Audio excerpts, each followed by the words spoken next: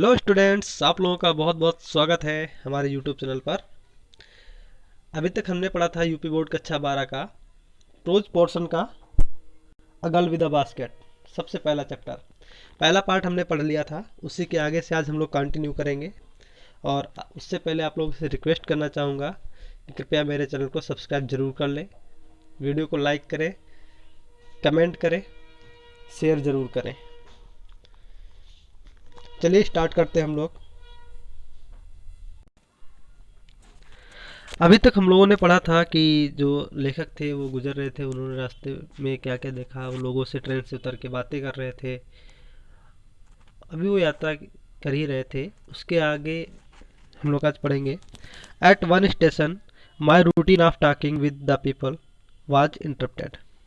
कहते हैं कि एक स्टेशन पर लोगों से जो बात करने का सिलसिला था मेरा, वो इंटरप्टेड, उसमें बाधा पड़ गई, वो टूट गया।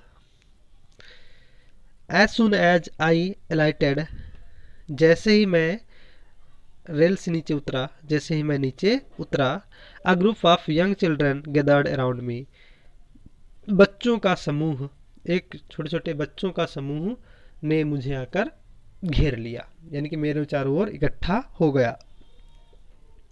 They were selling baskets, hand woven reed baskets with simple designs and pattern. वे बच्चे टोकरियां बेच रहे थे।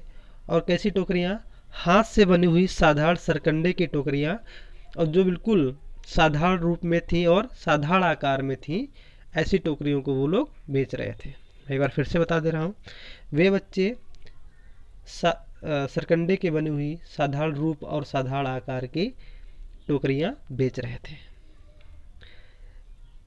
दे held the baskets high, shouting words I did not know, but conveying unmistakably their desire।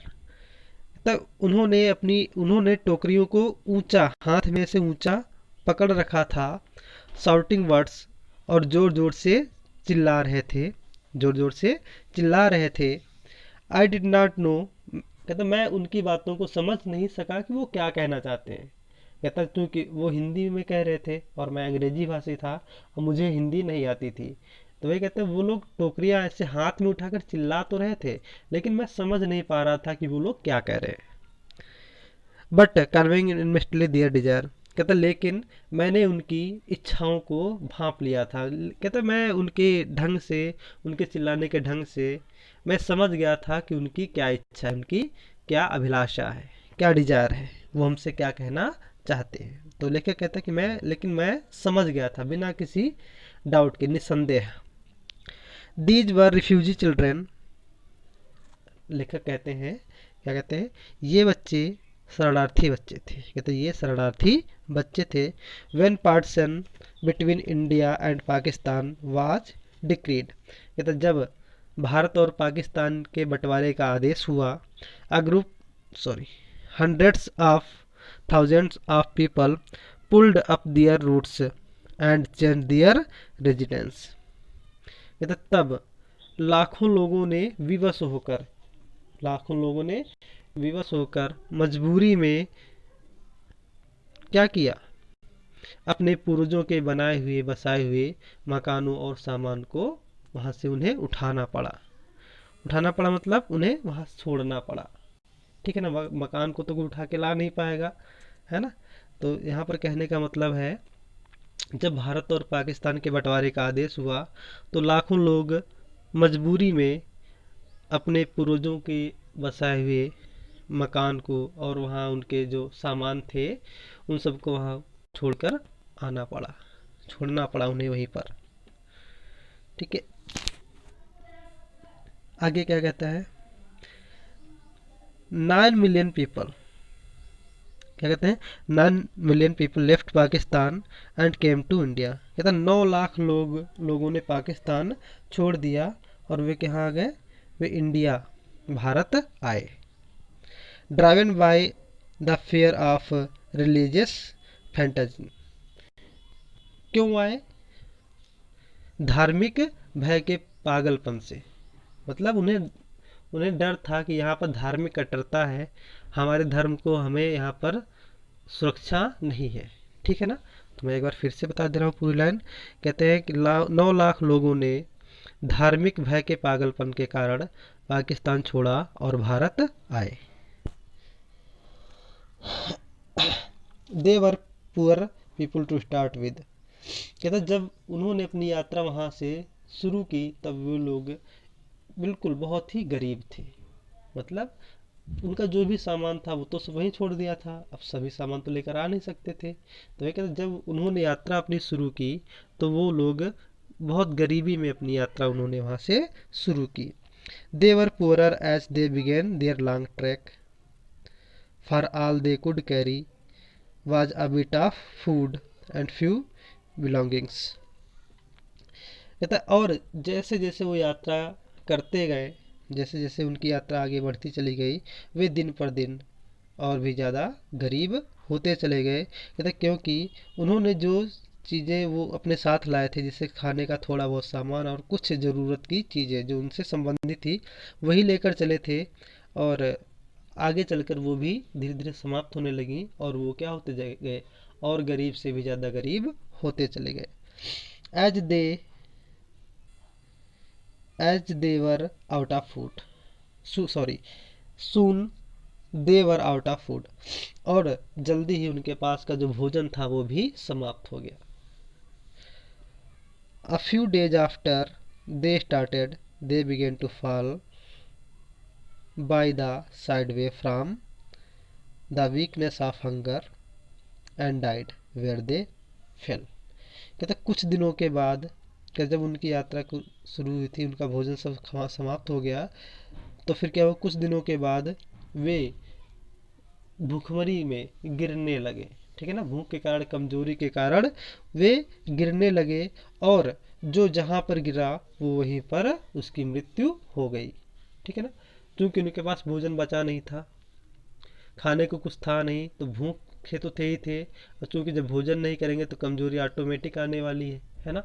तो वही कहता है लेखक, कहते हैं कि जब वो गरीब होते चले गए, उनके पास खाना समाप्त हो गया, वे क्या होते गए, कमज़ोर होते गए, और रास्ते के साइड में, यानी कि रास्तों में चलते रहे और चलते चलते गिरते गए, और जो जहाँ पे गिरा वो वहीं पर समाप्त हो गया, मतलब उसकी मृत्यु हो गई। ठीक है, आगे हम लोग देखेंगे,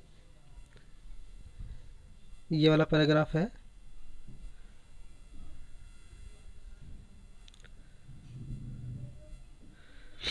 the children the children selling baskets were sons and daughters of these refugees.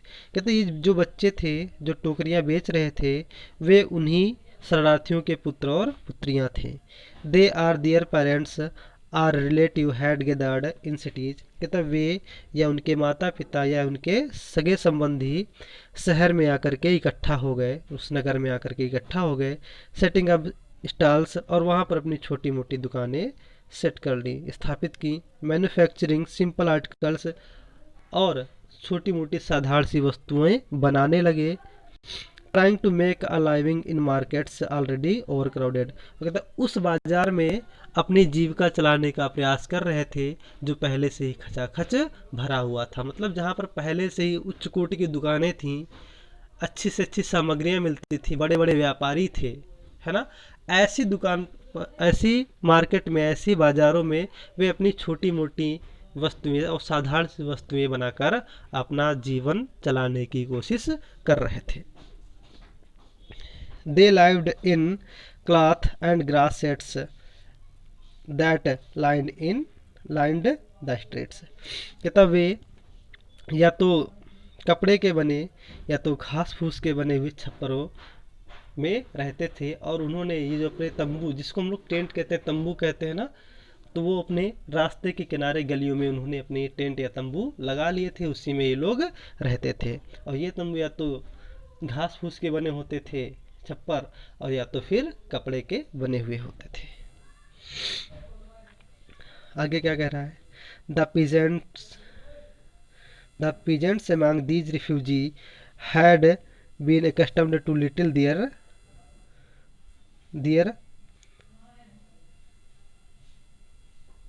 lives for the annual income of an agricultural family does not exceed an on an or average $100 a year।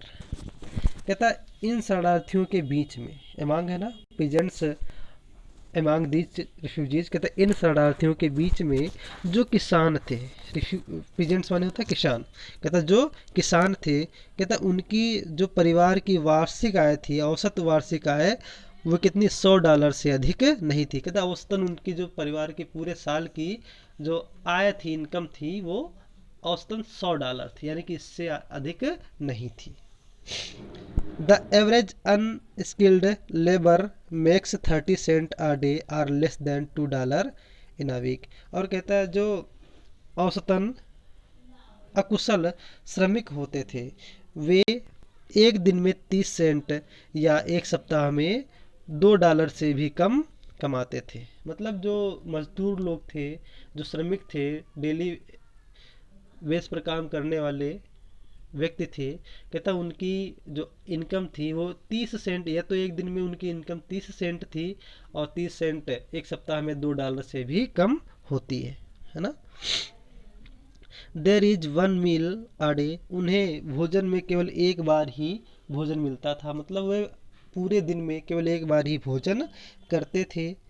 N, और वो अपने भोजन में क्या क्या लेते थे, N onion, उनके भोजन में एक प्याज होता था, अ पीस ऑफ ब्रेड, एक रोटी का टुकड़ा होता था, अ बाउल ऑफ पल्स, एक कटोरा दाल, विद मिल्क, दूध के साथ, दूध मतलब यहाँ मट्ठा कह सकते हैं ना, दूध या मट्ठा के साथ, perhaps a bit of goat cheese, और शायद बकरी के दूध का बने हुए पनीर का एक टुकड़ा। कहता है वो लोग केवल एक दिन में केवल एक बार ही भोजन करते थे, और उनके भोजन में एक प्याज होता था, एक रोटी का टुकड़ा होता था, एक कटोरा दाल, दूध या मट्ठे के साथ, और शायद बकरी के दूध से बना हुआ पनीर का एक टुकड़ा होता था। No tea, no coffee, no fat, no sweet, no meal. कहता उनके भोजन में या उन्हें कभी भी क्या नहीं मिलती थी, ना तो चाय मिलती थी, ना कहवा काफ़ी मिलती थी, ना चर्बी, चर्बी मतलब यहाँ पर है घी वगैरह, ठीक है ना, नो स्वीट्स, और ना तो मिठाइयाँ थी, नो मीट, ना तो मांस था। यानी कि वे ना तो क्या खा पाते थे, ना तो चाय पी पाते थे, ना काफ़ी पी पाते थे, ना घी, ना ही मिठाइयाँ, और ना ही मांस, ये कभी भी उन्हें नसीब नहीं होता था। $100 a year is not $2 a week। कहता $100 का मतलब एक सप्ताह में $2 से भी कम होता है। एक साल में $100, एक सप्ताह में $2 भी नहीं होते हैं। मतलब कहने का मतलब है अगर एक सप्ताह का $100 भी माना जाए, तब भी एक सप्ताह में $2 नहीं बनते हैं, उससे भी उनकी कम इनकम होती थी। Yet even that small amount is hard to earn by selling baskets to the people too poor to buy them। कहता कहता फिर भी इतनी छोटी रकम को टोकरियां बेचकर कमाना उन गरीब लोगों के लिए बहुत ही क्या होता था, मुश्किल था। कहता बहुत ही मुश्किल से वे $100 एक साल में कमा सकते थे, यानी कि एक सप्ताह में वो $2 भी कमाना उनके लिए क्या था, मुश्किल था। बिकॉज ऑफ मुश्किल क्यों था, क्योंकि उन्होंने ऐसी जगह पर अपनी दुकानें सेटअप की थी, अपनी चीज़ों का मैन्युफैक्चर कर रहे थे, जहाँ पहले से ही बहुत बढ़िया क्वालिटी की, उच्च कोटि की और खूब आकर्षक दुकानें थी, चीज़ें थी, है ना। तो इसीलिए उन्हें और भी ज़्यादा प्रॉब्लम होती थी। क्या कहता that no doubt is the reason these little children descended on me like a locusts. कहते यही कारण था, कहते नो डाउट, इसमें कोई शक नहीं था कि यही कारण था कि वे बच्चे मेरे ऊपर एक टिड्डियों के झुंड की तरह टूट पड़े, टिड्डियों के झुंड की तरह टूट पड़े। क्या कारण था, उनकी गरीबी, वे बहुत मुश्किल से अर्न कर पा रहे थे, और कहता यही कारण था कि वो लोग, उन लोगों ने मुझे आकर के घेर लिया, टिड्डों की झुंड की तरह मेरे पर टूट पड़े। आगे कहते, वो कहता है क्यों टूट पड़े, इसका भी एक रीजन था। क्या रीजन था? I an American was doubtless the most promising market they had seen. कहता है चूंकि मैं क्या था, मैं एक अमेरिकी था, इसमें कोई शक नहीं था कि उन लोगों ने सोचा होगा कि इस व्यक्ति से अच्छा ग्राहक मुझे कोई भी मिल नहीं सकता है। ठीक है ना? क्योंकि मेरा जो वेशभूषा थी, मेरा जो पहनावा था, वो बिल्कुल सभी से वहाँ पर अलग था, और उन्होंने सोचा कि ये सबसे धनी व्यक्ति है, सबसे अमीर व्यक्ति है, और उन्होंने मुझसे आशा की होगी कि शायद ये कुछ ना कुछ मेरी चीज़ों को खरीद जरूर लेगा। चलिए ठीक है, आज इतना ही रखते हैं, और इसका मैं एक पार्ट और बना दूंगा, क्योंकि अगर यहाँ से आगे जाते हैं तो फिर थोड़ा वीडियो बड़ा हो जाएगा, और बड़ा होने के कारण हो सकता है आपको थोड़ा सा बोरिंग भी लगे।